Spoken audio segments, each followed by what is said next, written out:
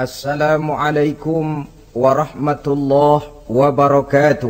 Waalaikumsalam warahmatullahi wabarakatuh. Bismillahirrahmanirrahim. Alhamdulillahi rabbil alamin. Wassalatu wassalamu ala ashrafil anbiya'i wal mursalin, Sayyidina wa maulana Muhammadin wa ala alihi wa ashabihi al-mujahidin at-tahirin, amma ba'du. Saudara-saudara kaum muslimin rahimakumullah, pada pertemuan kita kali ini kita akan membicarakan masalah yang berkenaan dengan khitan. Sebagai yang kita maklum bahwa khitan bukan merupakan syariat baru. Pelaksanaannya telah dimulai sejak zaman Nabi Ibrahim alaihi salam. Dijelaskan dalam ayat 124 surah Al-Baqarah, wa izibtala Ibrahim rabbuhu bikalimatin fa'atammahun. Dan ingatlah ketika Allah mencoba menguji Nabi Ibrahim dengan beberapa kalimat, maka dilaksanakannya itu dengan sebaik-baiknya.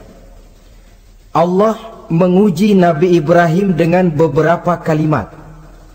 Kalimat di sini maksudnya adalah perintah dan larangan.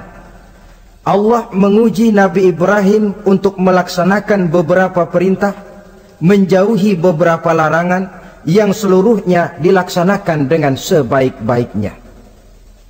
Kalau kita buka sejarah, akan kita lihat bahwa memang kehidupan Nabi Ibrahim penuh dengan tamsil-tamsil yang tentu merupakan hikmah buat kita sekarang ini.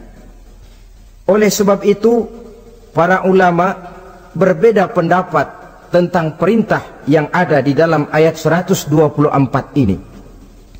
Ada yang berpendapat Allah menguji Nabi Ibrahim dengan beberapa perintah dan larangan, bahwa perintah yang ada di dalam ayat ini adalah perintah untuk membangun Ka'bah. Ada juga yang mengatakan perintah untuk menyembelih putranya Nabi Ismail alaihi salam. Ada pula yang berpendapat perintah untuk hijrah, dan masih banyak pendapat-pendapat lain, termasuk pendapat yang menyatakan di dalam perintah ini adalah pelaksanaan daripada khitan, seperti yang dikuatkan oleh Al-Imam Qurtubi. Kesimpulannya adalah seperti yang dijelaskan oleh Al-Imamul Jalil Al-Hafiz Imaduddin Abil Fida Ismail Ibn Kathir di dalam tafsir Ibnu Kathirnya. Beliau mengutip pendapat Abu Ja'far bin Jarir, di mana beliau berkata, annahu yajuzu ayyakuna al-muradu bil kalimat jami'u ma dzukira wa jaizun ayyakuna ba'du dzalik wa la yajuzul jazmu bi syai'in minha annahu al-muradu 'ala at-ta'yin illa bi hadisin aw ijma'in.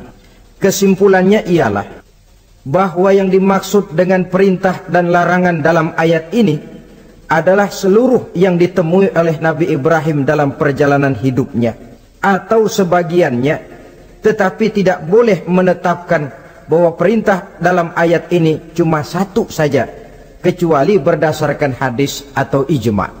Dengan kata lain, termasuklah khitan di dalam kalimat wa izibtala Ibrahim rabbuhu bikalimatin fa'atammahun.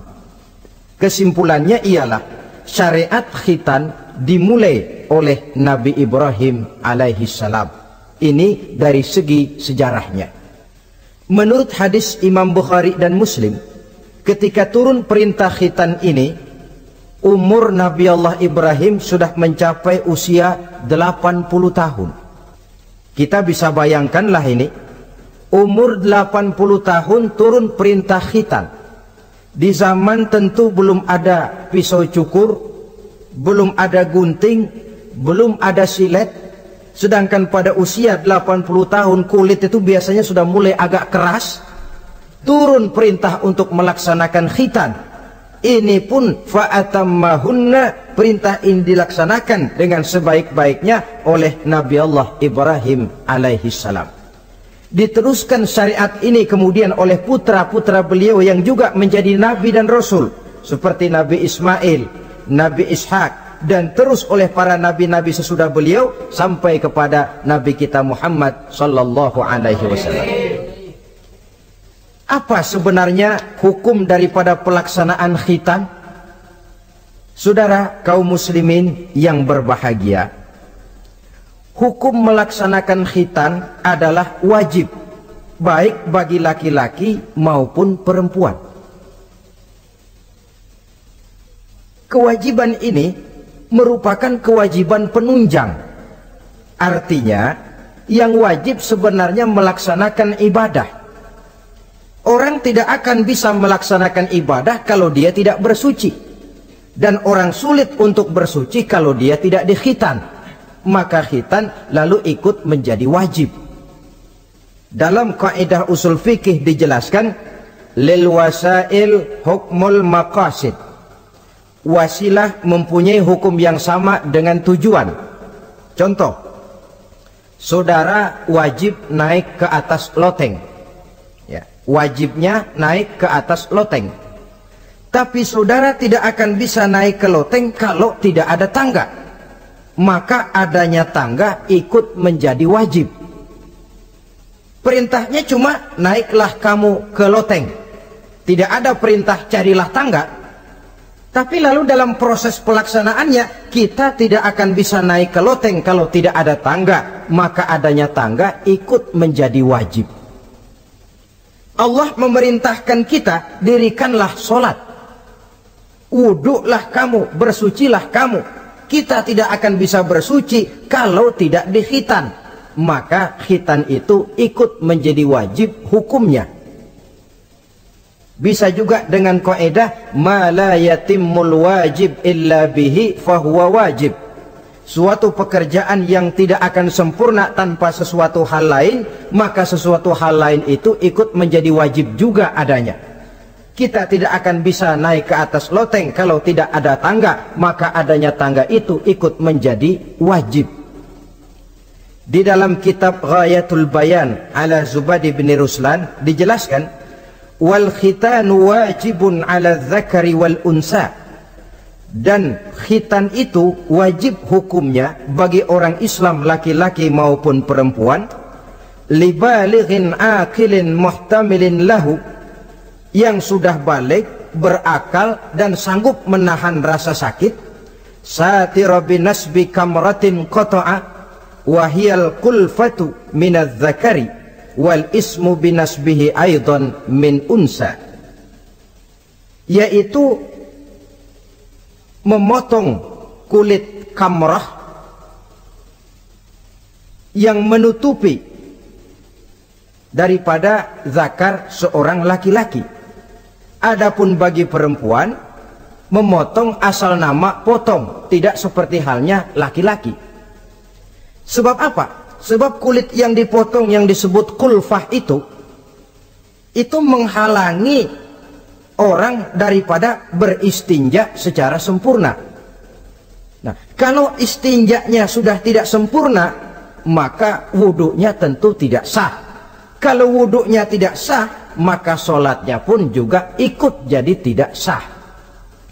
Oleh sebab itu, bagi laki-laki merupakan dosa besar kalau dia tidak berkhitan. Ini menurut pendapat Imam Ibnu Hajar.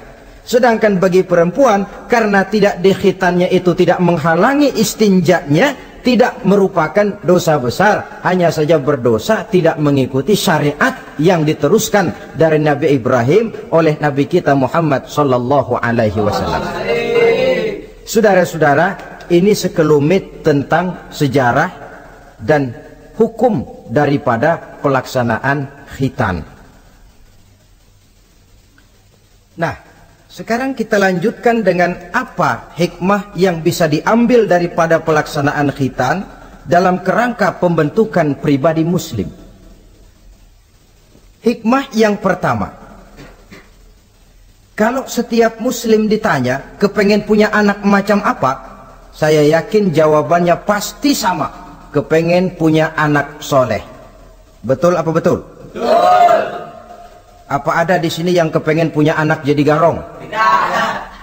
Saya kira jangankan kita yang insya Allah termasuk orang baik-baik, orang yang tidak baik saja tidak pengen kok anaknya tidak baik. Maling saja tidak pengen anaknya jadi maling. Copet saja tidak kepengen anaknya jadi copet. Dia masih bisa bilang sama anaknya, "Nak, bapakmu sudah kadung jadi maling, kamu jangan nurunin." Itu yang ketahuan malingnya. Maling saja tidak pengen kok anaknya jadi maling, apalagi yang bukan maling. Tapi anak yang soleh ini, saudara, bukan proses yang sekali jadi. Anak soleh tidak akan muncul dengan simsalabim. Anak soleh tidak muncul dengan slogan. Prosesnya sudah diawali oleh pribadi sang calon bapak dan calon ibu daripada anak itu. Itulah sebabnya untuk mendapatkan anak yang soleh ada dua usaha yang harus dilaksanakan. Pertama, usaha zohir, artinya usaha yang kelihatan oleh pandangan mata. Apa saja yang termasuk usaha zohir ini? Pertama, pribadi calon bapak dan calon ibunya. Kalau bapaknya ahli sujud, ibunya gemar hadir di majelis taklim, meresap ke dalam kepribadian anak, ikut membentuk dirinya. Sifat-sifat yang baik ini diharapkan akan menurun kepada si anak. Pribadi calon bapak dan calon ibu. Sebab ma fil aba fil abna. Bagaimana kebiasaan orang tua, begitulah anak. Kata pepatah, kalau bapak kencing berdiri, jangan heran anaknya kencing kabur. Kalau bapaknya bangun pagi jam 8, insya Allah anaknya jam 9. Jangan berharap anak mau sholat subuh. Kenapa? Bapaknya kasih contoh macam itu. Lalu suasana di rumah tangga, termasuk yang dimakan, yang diminum, termasuk pakaian kedua orang tuanya, ikut membentuk proses anak yang soleh ini. Kita kan tahu Rasulullah Shallallahu Alaihi Wasallam bersabda di dalam hadisnya, "Inna ahadakum yujma'u khalquhu fi batni ummihi arba'ina yawman nutfah." Tiap kamu diciptakan Allah dalam rahim ibunya itu 40 hari nutfah. Nutfah itu maaf air kotor yang kalau ketemu di jalan kita jijik, dijual juga nggak laku, tapi kita berasal dari situ. Dan itu dihasilkan dari saripati makanan yang dimakan oleh sang calon bapak, sang calon ibu. Kalau calon ibu dan calon bapak senang memakan makanan yang haram, senang meminum minuman yang haram, maka itu akan melahirkan saripati makanan yang membentuk sperma yang dihasilkan dari makanan-makanan haram. Itu pun akan ada pengaruhnya dalam proses pembentukan anak yang soleh. Saya dulu berpikir, kenapa Islam ini kok kelihatannya sedikit-sedikit mesti ada doanya. Orang mau makan ada doanya, orang mau berpakaian ada doanya, berdiri di muka cermin berkaca ada doanya, sampai seorang istri mau bergaul dengan suaminya ada doanya. Pemikiran ini terjawab setelah saya telaah dan menemukan di dalam kitab Ihya-nya Imam Al-Ghazali. Diceritakan di sana bahwa iblis yang tugasnya menggoda orang-orang kafir badannya gendut-gendut, sedangkan iblis yang tugasnya menggoda orang Islam badannya kurus, krempeng, ceking kayak morfinis. Satu hari ketemu di jalan karena satu profesi, ngobrol. Ini iblis yang tugasnya menggoda orang kafir bertanya kepada iblis yang tugasnya menggoda orang Islam, badanmu kenapa kurus macam begitu? Kata yang menggoda orang Islam, bagaimana saya tidak mau kurus? Saya ini ditugaskan menggoda orang-orang Islam. Orang Islam itu kalau dia mau minum dia baca bismillah. Bismillah racun, saya nggak bisa ikut minum. Dia mau makan baca bismillah. Bismillah racun lagi, saya nggak bisa ikut makan. Dia mau tidur tarik selimut, dia baca bismika Allahumma ahya wa amut, racun lagi aja. Saya nggak bisa tidur di selimut, terpaksa tidur di emper, mana keanginan. Dia mau bergaul sama istrinya, dia baca Allahumma jannibna syaitan wa jannibi syaitan fima razaqtana, racun lagi. Saya nggak bisa bantuin, cuma ngeliatin dari jauhan. Bagaimana enggak kurus makan hati? Kata iblis yang badannya gendut-gendut, untung benar saya menggoda orang kafir yang enggak ada bacaan apa-apanya. Dia makan, saya ikut makan. Dia minum, saya ikut minum. Dia tidur di selimut empuk, saya masuk ke dalamnya. Dia bergaul sama istrinya, dikit-dikit saya bantuin. Allah Karim ini. Maaflah kalau sudah dibantuin iblis ini, jangan heran anak jadi sangar nantinya. Jadi sejak proses produksi awal, Islam sudah mengajarkan hal yang sedemikian rupa. Pribadi calon ibu bapaknya baik, makanan, minuman, dan pakaian terdiri dari yang halal. Suasana beragama kelihatan di rumah tangga. Ibu ahli sujud, bapak ahli sujud. Ini termasuk proses usaha yang zahir dari orang tua yang menginginkan anak yang soleh. Sampai terjadi proses kehamilan. Proses kehamilan itu kata Nabi 40 hari yang pertama nutfah, 40 hari yang kedua alaqah, 40 hari yang ketiga mudghah. Mudghah itu embrio, cikal bakal bayi. Setelah proses 3 kali 40 hari itu, barulah ditiupkan ruh ke dalam rahim sang ibu. 120 hari atau 4 bulan, perempuan yang hamil itu baru terasa perutnya bergerak-gerak. Ini berdasarkan pengalaman perempuan. Saya sendiri kebetulan alhamdulillah belum pernah hamil.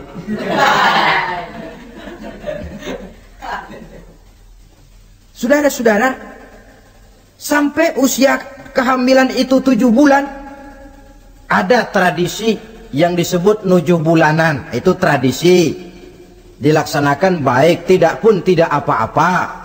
Tidak ada perintahnya memang, tapi juga tidak ada larangannya. Apalagi berkumpul orang membaca ayat-ayat Al-Quran, memohon doa dan sebagainya. Sebab pada kandungan 7 bulan ini, embrio sudah mengarah kepada bentuk positif dari wujud manusia. Di situ dibacakan surah Yusuf, surah Maryam, surah Tabarak, surah Waqiah, tafaul namanya, mengundang rasa optimis supaya membawa keberkahan kepada pribadi sang calon anak yang nanti akan lahir ini. Tapi jangan lupa orang tuanya mulai dengan soleh dulu. Jangan orang tuanya nggak mau sujud, nggak mau ibadah, istrinya hamil dibacain surah Yusuf supaya anaknya cakep kayak Nabi Yusuf. Begitu keluar anaknya kepalanya segi 4 kayak kaleng kerupuk. Apa surah Yusuf yang salah? Tentu saja orang tuanya yang tidak memulai kesolehan itu sendiri. Lalu usia kandungan 7 bulan ke atas, sang calon bapak mulai membantu-bantu istrinya. Kalau malam diusapi perut istrinya yang sedang hamil berat itu, sambil dibacakan surah Al-Insyirah, ya ngusap-ngusap sayang, bukan ngusap gemes. Alam nasrah laka sadrak wa wada'na anka wizrak allazi anqadha dhahrak, supaya Allah memberikan keringanan kepada kehamilan istrinya sampai kepada proses kelahirannya. Begitu sang jabang bayi brol lahir ke alam ini, sudah dicegat lagi oleh ajaran agama, diazankan. Diriwayatkan oleh Abi Dawud, kana Rasulullah sallallahu alaihi wasallam azana al-Hasan wal Husain fi uzunaihi al-yumna wa aqama fi uzunaihi al-yusra. Adalah Rasul mengazankan cucunya Hasan dan Husain di telinga kanan, mengkomatkan di telinga kiri. Bayi muslim lahir ke dunia dicegat dengan suara azan. Apa sebab? Bayi yang baru lahir ke dunia ini ibarat kaset kosong. Kalau kaset kosong dipakai merekam, daya rekamnya kuat. Maka bayi yang baru lahir ini, sebelum sempat dia dengar cintaku sedalam lautan Atlantik, Belum sempat dia dengar gelas-gelas kaca. Belum sempat dia dengar tembok derita.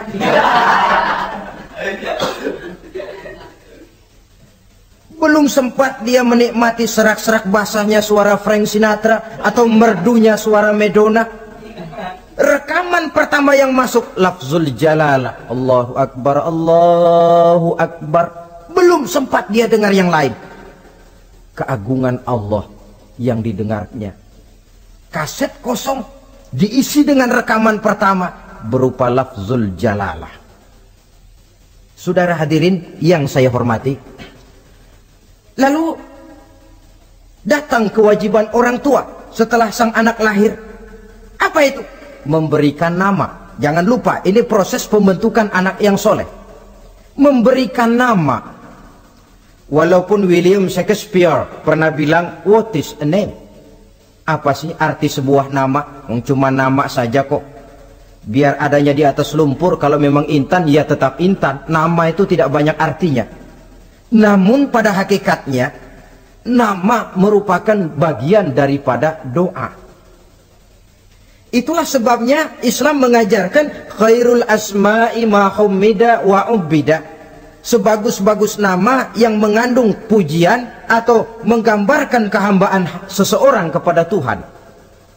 Mengandung kata-kata pujian, Ahmad, Muhammad, Hamid, Mahmud. Mengandung nilai kehambaan seperti Abdurrahman, Abdurrahim, Abdurrauf.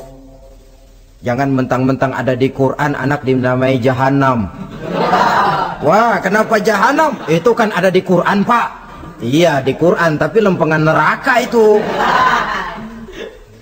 Sekarang ini saya melihat gejala akibat rasa malu beragama.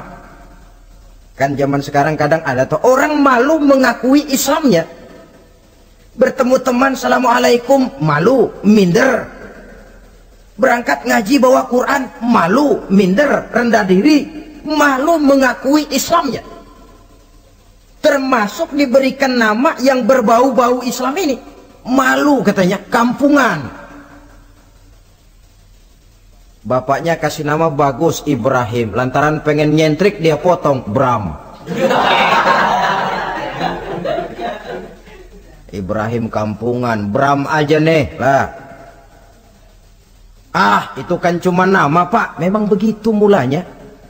Nabi pernah memberikan isyarat, la tattabi'anna sunnana man kana qablakum shibran bi shibrin. Satu saat kau pasti akan mengikuti tingkah laku orang-orang sebelum kamu. Cuma cara kamu ngikuti sedikit-sedikit, sejengkal, sehasta, semeter. Begitu enak kamu ikut-ikutan sampai yang kamu ikuti masuk ke lubang biawak, kamu pun akan masuk juga ke dalamnya. Mula-mula nama malu pakai nama Islam. Dari nama pindah ke pakaian.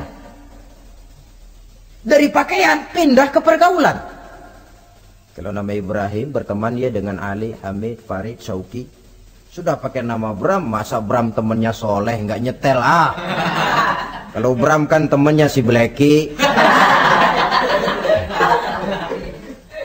Nah, kalau sudah pindah ke pergaulan, yang saya khawatir pindah agama tidak terasa. Pindah agama tidak lagi terasa. Ini yang kita khawatir. Itulah sebabnya membudayakan nama yang baik ini perlu kita pelihara. Nama sebagian daripada doa. Tatkala orang tua memanggil kita dengan nama yang baik, sudah merupakan doa agar anaknya jadi orang baik-baik. Saudara hadirin yang saya hormati, setelah memberikan nama yang baik, kewajiban berikutnya dari orang tua muslim ialah wa ayyu'addibahu, kata Nabi, memberikan pendidikan. Sebab nama yang baik tidak akan banyak menolong kalau tidak diiringi dengan pendidikan. Nama saja Muhammad Mukmin, kerjaan ngadu ayam.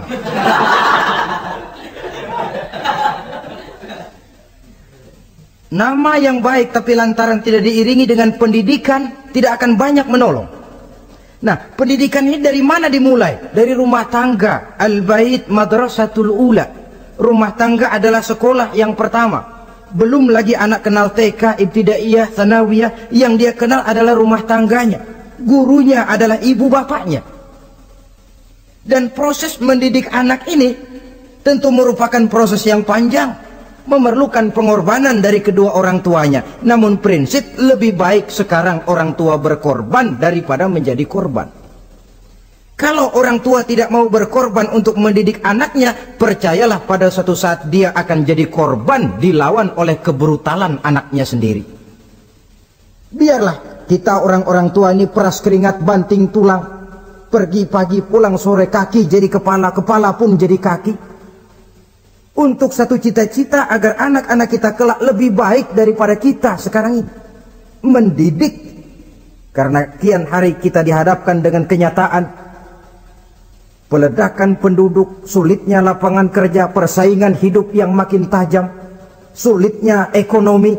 Kalau anak kita tidak bekali dengan pendidikan, dia akan tersudut di pojok-pojok kehidupan untuk lebih banyak cuma jadi penonton daripada pemain di dalam kegiatan kehidupan ini.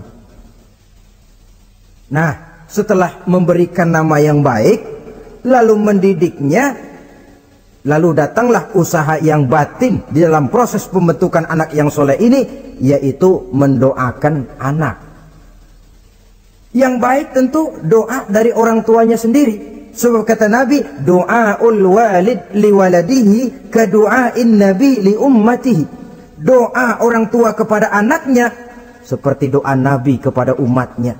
Sebagaimana doa Nabi kepada umatnya tidak ditolak, begitulah doa orang tua kepada anaknya.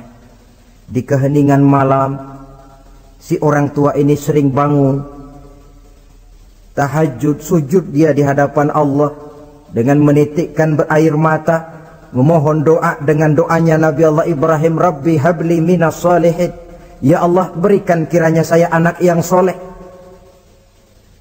Nabi Ibrahim tidak minta anak pintar, Nabi Ibrahim tidak minta anak yang tampan, Nabi Ibrahim tidak minta anak yang kaya dan punya kedudukan tinggi. Yang beliau minta, Rabbi habli minas salihin. Ya Allah, berikan saya anak yang soleh. Kelihatan ini ketika beliau punya anak bernama Ismail, lalu turun perintah Allah, hai Ibrahim, potong leher anakmu Ismail. Nabi Ibrahim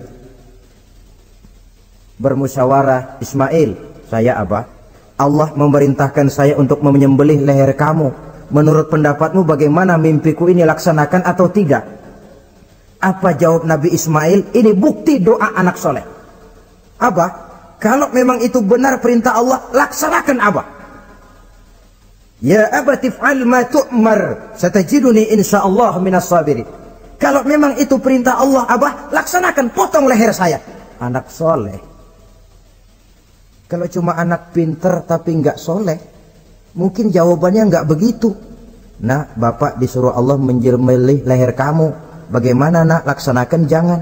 Mungkin dia akan jawab, kenapa saya pak? Bapak aja potong yang udah tuaan. Doa orang tua kepada anak. Atau boleh juga doa orang lain yang diyakini kesolehannya oleh orang tua tadi. Mengundang Pak Ustadz, Pak Kiai ke rumah, tolong doakan anak saya. Tidak ada salahnya. Sebab Nabi mengajarkan, aktsiru minan nas bidu'ail khair, fa innaka la tadri min ayyi fahin yuqbal.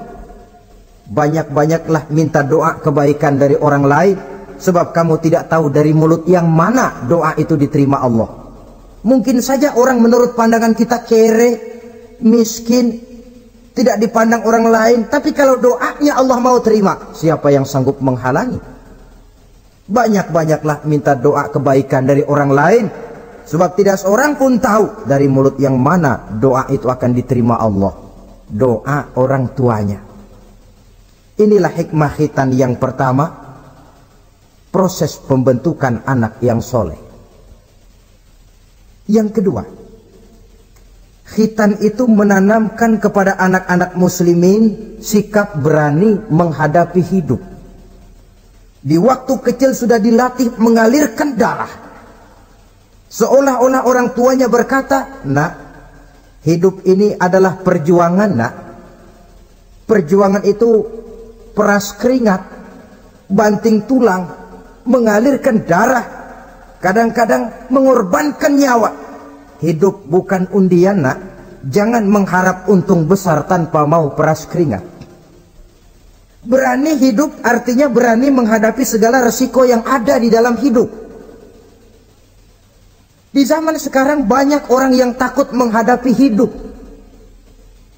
Pakaian mau bagus, makan mau enak, hidup mau terpandang dan dihargai orang, tapi kerja keras tidak mau. Paling-paling istilah orang maunya cuman hardolin. Hardolin itu bahasa Jerman, artinya dahar, modal, ulin. Santai. Ini kan takut menghadapi hidup, atau melihat bahwa stres hidup begitu tinggi, lalu mengundi-ngundi hidup. Dipertaruhkannya hidup di meja judi, dipertaruhkannya hidup di gunung-gunung, memuja-muja setan dan sebagainya. Itu pun termasuk orang yang takut menghadapi hidup, tidak berani menghadapi resiko yang ada di dalamnya. Cuma khayal saja membumbung tinggi, tapi keberanian untuk bekerja keras tidak ada. Anak-anak muslimin sejak dini, sejak masih kecil sudah dilatih mengalirkan darah. Hidup ini perjuangan, nak, bukan santai-santai, bukan berleha-leha, bukan berandai-andai. Tidak akan pernah sampai kita kepada tujuan kalau hidup cuma diisi dengan berandai-andai, berleha-leha, bersantai-santai. Dia adalah perjuangan. Jalannya menanjak menurun, banyak onak dan duri di sekelilingnya. Kuatkan pribadimu menghadapi hidup ini. Ditanamkan sikap berani menghadapi hidup. Itu yang kedua. Lalu yang ketiga, khitan pada hakikatnya merupakan peletakan batu pertama, dalam arti mempersiapkan anak supaya hidupnya nanti menjadi orang yang sujud kepada Allah.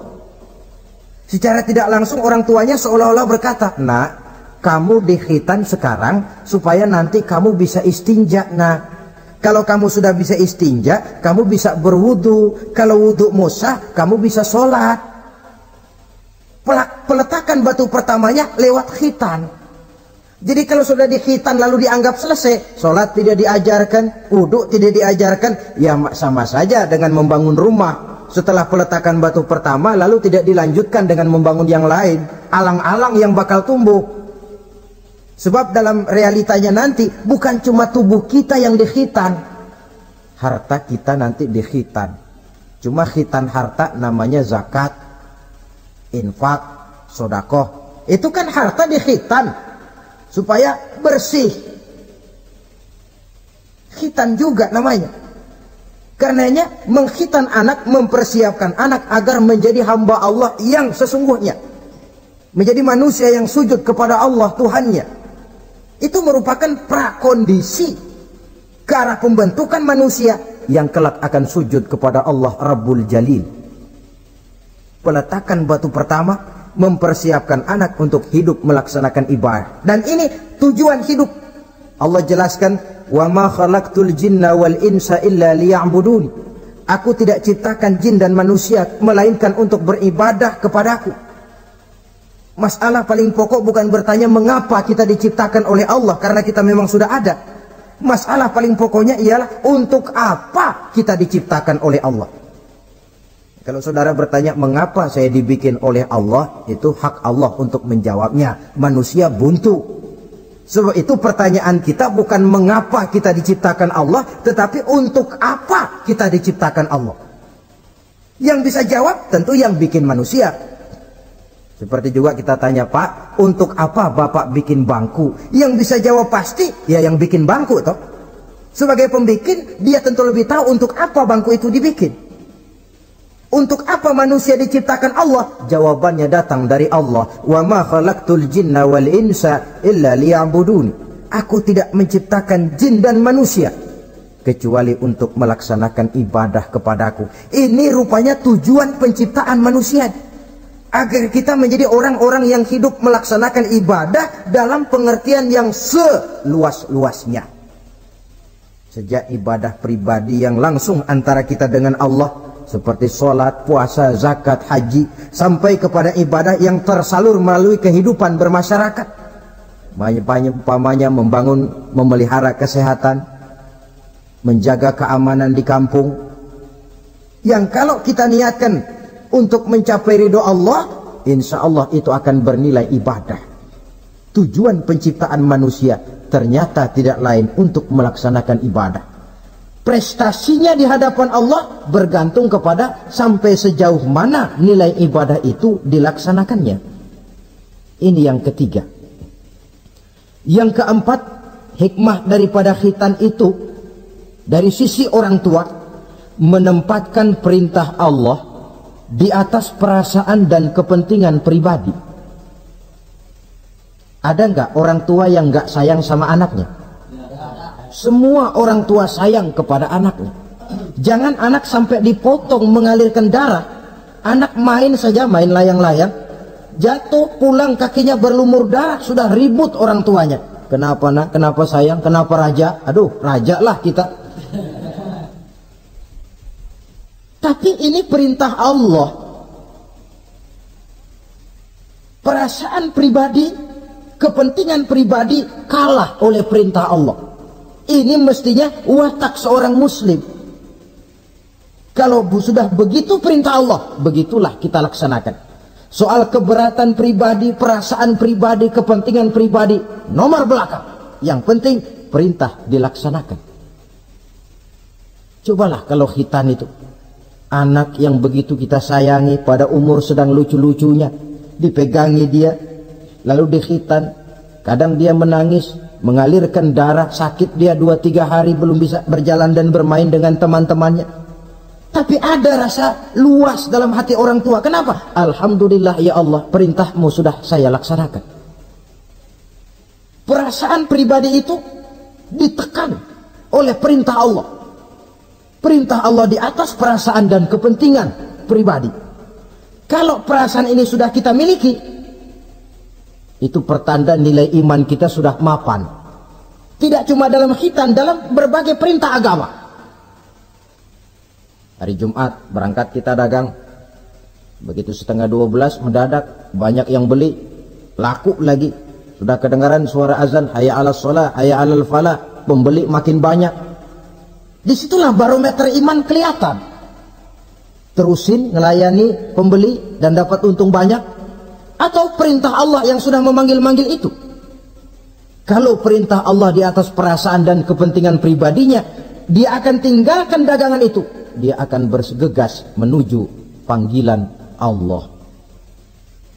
Saudara hadirin yang saya hormati, jadi perintah khitan ini mendidik setiap muslim agar perintah Allah berada di atas perasaan dan kepentingan pribadi. Hijau kata Allah, hijau kata kita. Putih kata Allah, putih kata kita. Ke barat kata Allah, ke barat kita melangkah. Ke timur perintah Allah, ke timur kita berjalan. Nyatanya kita ini sering paradok. Ke kulon kata Allah, nyetan kita berangkat. Ngalor perintah Allah, ngidul kita jalan. Putih kata Allah, hijau kita bilang. Paradok. Kenapa? Berpadu segala macam perasaan dan kepentingan dalam kehidupan kita yang kadang mengalahkan kepentingan agama, kadang mengalahkan kepentingan umat, mengalahkan kepentingan orang banyak. Tidak itu yang dididik di dalam pelaksanaan khitan ini. Ini yang keempat. Kemudian yang kelima, dari segi kesehatan, kulit yang dipotong yang menutupi kulfah itu adalah tempat bersarangnya segala macam kotoran.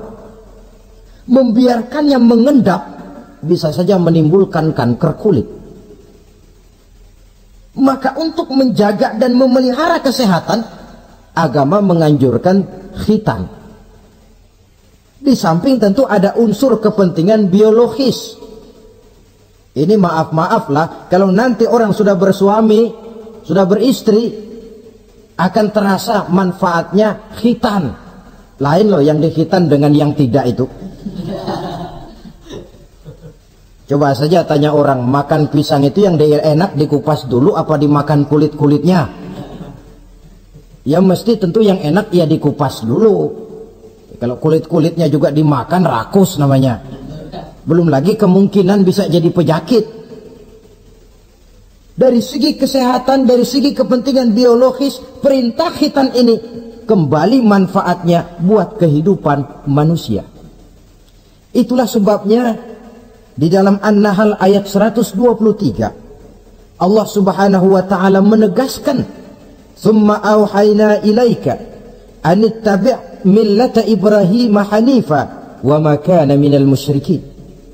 Kemudian kami wahyukan kepada kamu wahai Muhammad, ikutilah agama Ibrahim yang hanif ini, dan tidaklah ia termasuk daripada golongan orang-orang yang menyekutukan Allah. Artinya syariat khitan ini yang berasal dari sejarah kehidupan Nabi Ibrahim diteruskan oleh syariatnya yang dibawa oleh Nabi kita Muhammad sallallahu alaihi wasallam. Maka kalau ayat menjelaskan inna dina indallahil Islam, agama yang diridhoi Allah itu cuma agama Islam. Islam yang mana? Islam yang dibawa oleh Nabi Adam, diteruskan oleh Nabi Nuh, diteruskan oleh Nabi Ibrahim, diteruskan oleh Nabi Musa, diteruskan oleh Nabi Isa, dan disempurnakan oleh Nabi kita Muhammad sallallahu alaihi wasallam. Karena seluruh rasul yang 25 ini sumbernya sama, Allah. Prinsip ajarannya sama, la ilaha illallah. Cuma syariatnya saja yang agak berbeda, disesuaikan dengan situasi dan kondisi dari umat yang dihadapi oleh rasul itu. Nabi Sulaiman misalnya ada sholat, tapi sholatnya Nabi Sulaiman tidak pakai ruku dan tidak pakai sujud, berdiri saja. Zaman Nabi Nuh ada puasa, tapi puasanya versi Nabi Nuh lain dengan puasanya versi kita sekarang ini. Syariat berbeda sesuai dengan situasi dan kondisi. Tapi khitan sejak Ibrahim, Ismail, Ishak, sampai kepada Musa, sampai kepada Isa, sampai kepada Nabi kita, terus berkelanjutan sampai hari akhir nanti.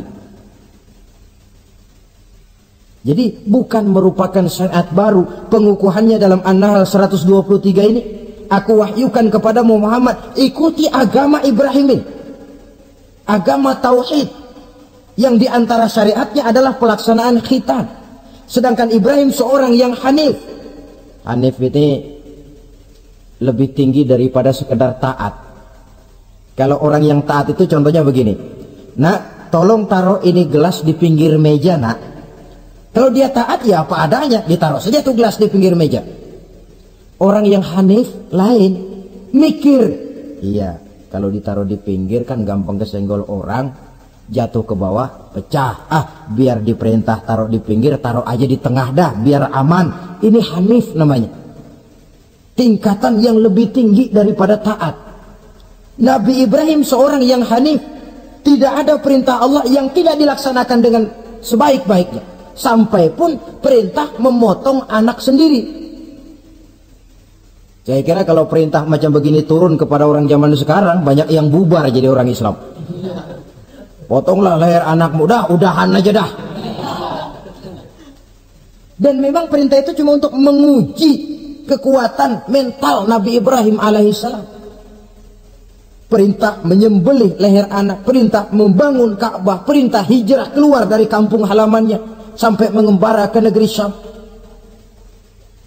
Perintah ujian menghadapi api yang dinyalakan oleh Raja Namrus.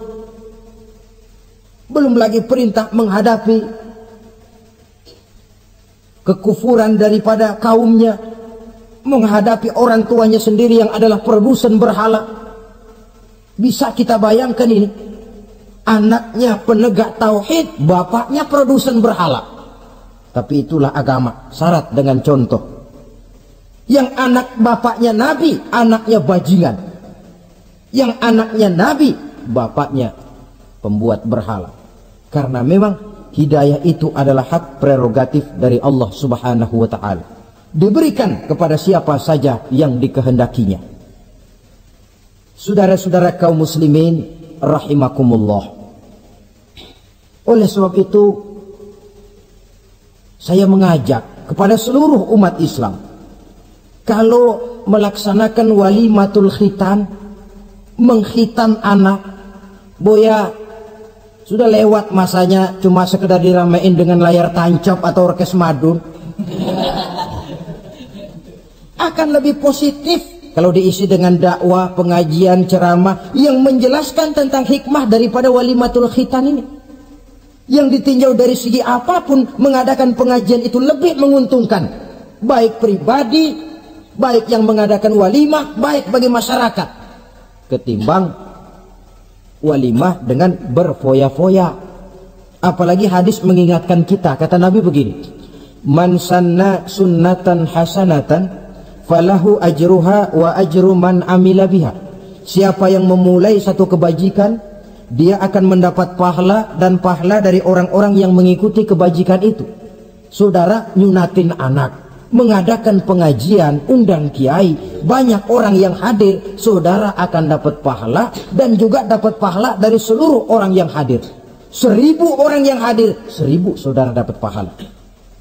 Sebaliknya kata Nabi, wa man sanna sunnatan sayyi'atan falahu ismuha wa ismu man amila biha. Siapa yang memulai satu kejahatan, dia akan mendapat dosa dan dosa dari seluruh kejahatan yang terjadi pada malam itu. Jadi kalau saudara nyunatin anak, pesta, mengundang apa film, apa orkes, maka seluruh maksiat yang terjadi pada malam itu di tempat itu, saudara ikut dapat dosanya. Kenapa? Sponsornya saudara. Iya, tapi kan saya nggak suruh mereka maksiat, Pak. Betul. Tapi bisanya mereka maksiat kan karena sarana disediakan. Sponsornya itu.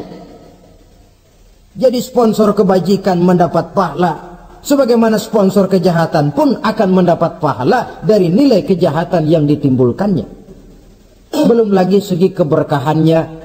Belum lagi banyaknya orang-orang yang berdoa, 1, 2, 3, 40 orang berkumpul mendoakan anak kita. Masuk dalam hadis doaul arba'in ka doail wali. Doa 40 orang yang berkumpul sudah sama dengan doanya seorang wali. Jangan, inilah yang sering saya istilahkan, kita ini kadang-kadang kontradiksi. Nikah secara Islam, ngadep penghulu, ada 2 saksi, pakai ijab kabul. Tapi nanti pestanya secara Nasrani, gaya hidup rumah tangganya gaya Yahudi. Nikahnya, khitannya cara Islam, pestanya gaya Yahudi, pendidikan anaknya cara Nasrani. Akhirnya pribadi anak jadi tidak karu-karuan, terlalu banyak diwarnai. Bukankah Nabi menyatakan kullu mauludin yuladu 'alal fitrah fa abawayhi yuhawwidanihi aw yumajjisanihi aw yunassiranihi aw kama qala. Setiap bayi dilahirkan dalam keadaan suci, bersih. Tidak ada dosa warisan dalam Islam. Tidak ada anak haram jadah dalam Islam. Yang haram jadah itu perbuatan bapak moyangnya itu. Anak lahir suci, bersih, seperti kertas putih. Mau ditulis dengan tinta apa, terserah kedua orang tuanya. Setiap bayi dilahirkan suci, kata Nabi. Orang tuanya yang menjadikan dia Yahudi, menjadikan dia Nasrani, atau menjadikan dia Majusi. Kadang tanpa terasa. Bapaknya Muslim, ibunya Muslimah, tapi anaknya belajar di sekolah Nasrani. Ini kan sudah yunasirani, menasranikan anak. Sekolahnya di sekolah Yahudi, sekolahnya di sekolah Majusi, menjadi pemuji api. Dan anak lebih dari sekedar buah mata belahan hati, dia adalah amanah dari Allah. Gara-gara anak, orang tua bisa sampai ke surga. Pun gara-gara anak, banyak orang tua masuk neraka. Amanah yang disia-siakan akan menjadi beban daripada orang tua itu sendiri. Oleh karena itu, sekali lagi saya mengajak, hidupkan tradisi yang baik dengan memperbanyak pengajian-pengajian, baik dalam walimatul khitan, walimatul arus, atau berbagai kesempatan yang memang mungkin untuk itu. Makin banyak dakwah dan pengajian, insya Allah makin terasa akibat positifnya bagi masyarakat, agama, bangsa, dan negara yang kita cintai ini. Nah, saudara, inilah selintas tentang khitan pada pertemuan kita kali ini. Mudah-mudahan ada hikmahnya. Terima kasih banyak atas segala perhatian. Mohon maaf atas segala kekurangan. Usikum wa nafsi bitaqwallah. Aqulu qawli hadza fa astaghfirullahal azim li wa lakum. Wassalamu alaikum warahmatullahi wabarakatuh. Waalaikumsalam warahmatullahi wabarakatuh.